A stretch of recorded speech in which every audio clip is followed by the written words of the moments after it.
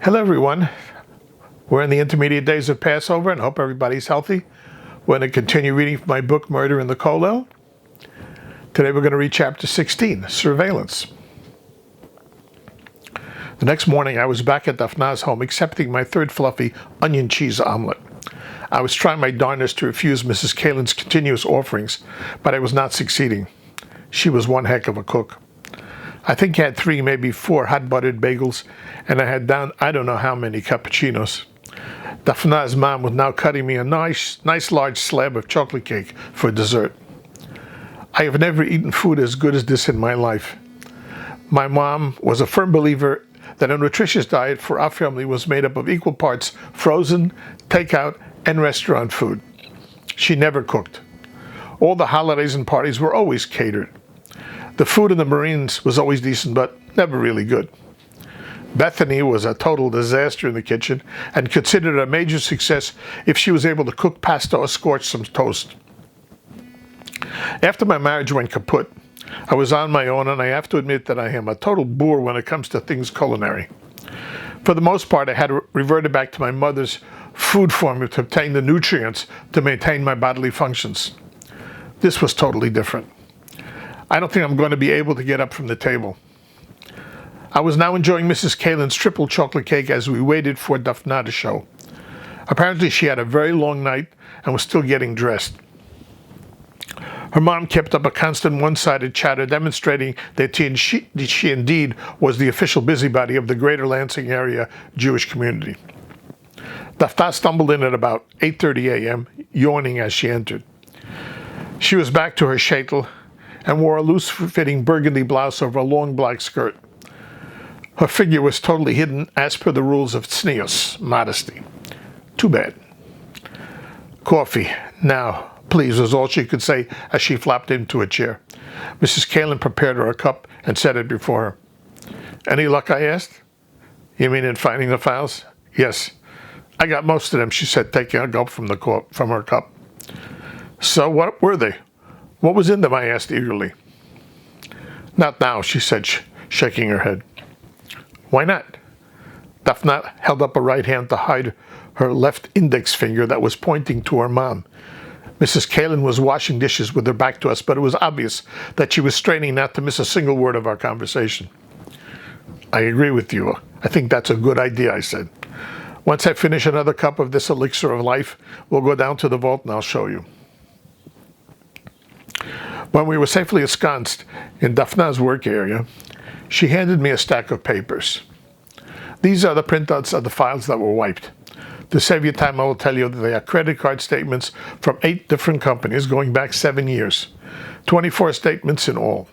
The Klein family, and that means Devorah Klein, bought just about everything you can imagine online and offline with credit cards. This was not a revelation because I already knew that Devorah did not like to touch money. She considered it icky and full of germs from all the people who touched it before her. So it was always credit card or check. Yeah, I could see that would fit Robertson Klein, I agreed.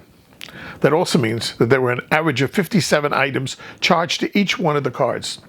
Almost 500 charges a month.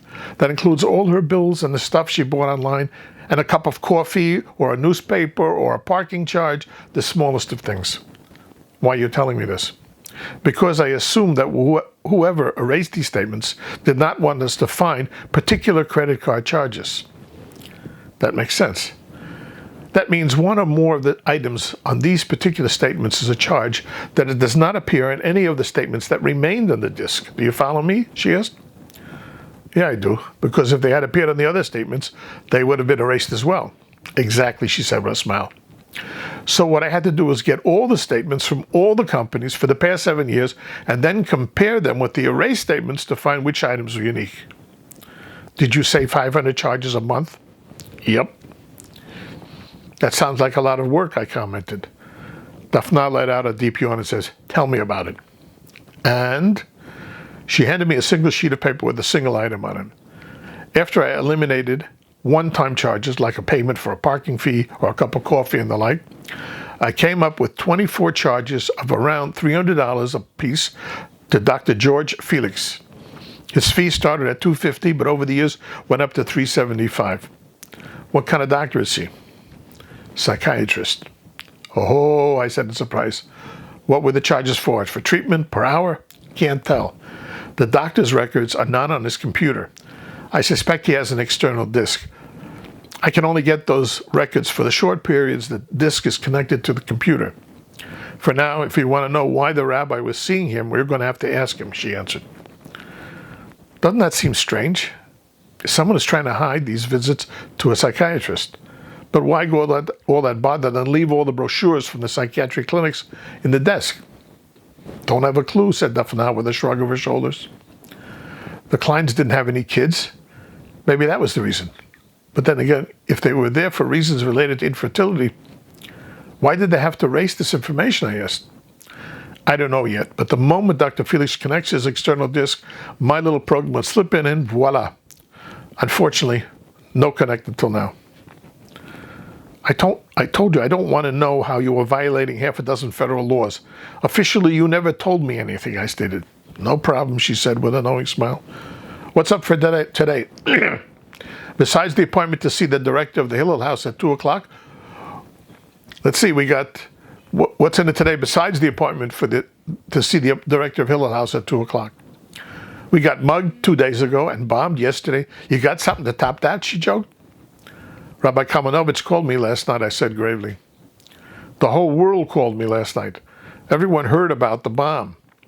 I was on the phone until midnight. I didn't get started with the computers until they finished pestering me. Why do you think I'm so tired? Rebbe is more convinced than ever that someone killed Rabbi Klein. Did it sound like he knows something he was not telling you, ventured Daphna? Exactly. I told you. Money in the bank, said Daphna with a nod of her head. So what are we going to do? Well, for starters, we have to look at this case differently. Up until now, we've been trying to see if Rabbi Klein committed suicide and why he might have done it. Let's just assume it was murder. To solve this case, we need to find the motive and the method, because whoever did it made sure it looked like the rabbi took his own life. How do we do that? Asked Daphna. Well, first of all, assume nothing. We will take it as a fact that everyone is a suspect except the rabbi himself. Next, we have to go through these suspects one by one and eliminate those who could not possibly be the murderer. Excuse me, said Daphna, holding up a questioning palm. The last time I looked, we didn't have any suspects. I know, I said. From now on, everyone is a suspect. Alibis have to be checked because you can assume the killer is lying to you. What do you mean everyone is a suspect after that? You think Rabbi or Rebbitzin Lipsky could have done it? I don't think they did, but that does not mean they did not, I said firmly. The police never treated this as a murder, so it was never really investigated looking for a killer. So that means everyone. That includes the Lipskys, all the Bachrim in the Kollel and their wives, Rebbitzin Klein, just for starters. Once we finish with the people closest to the rabbi, we look further afield. You've got to be kidding, said Daphna hopefully. Not at all. Next, we have to figure out a method.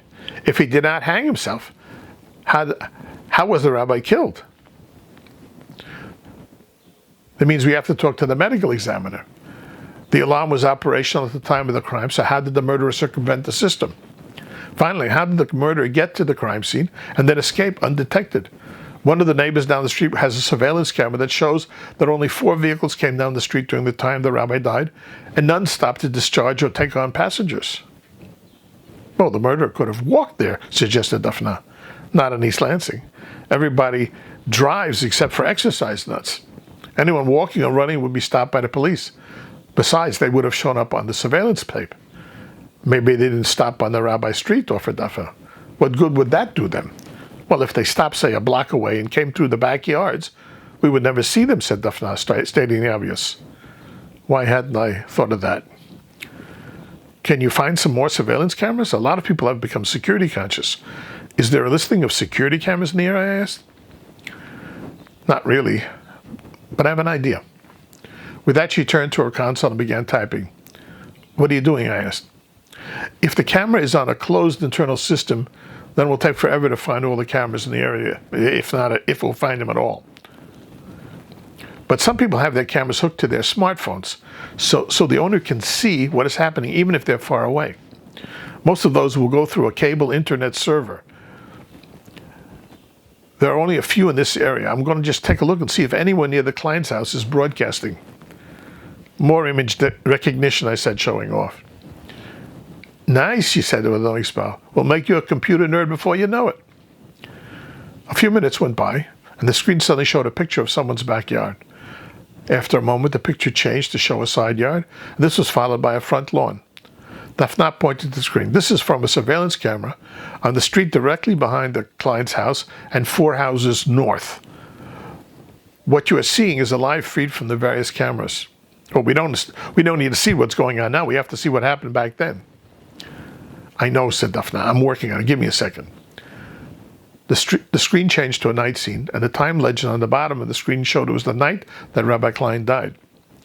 At first, there was no pedestrian or motor or vehicle traffic that were relevant, so Dafna fast-forwarded until there was something to study.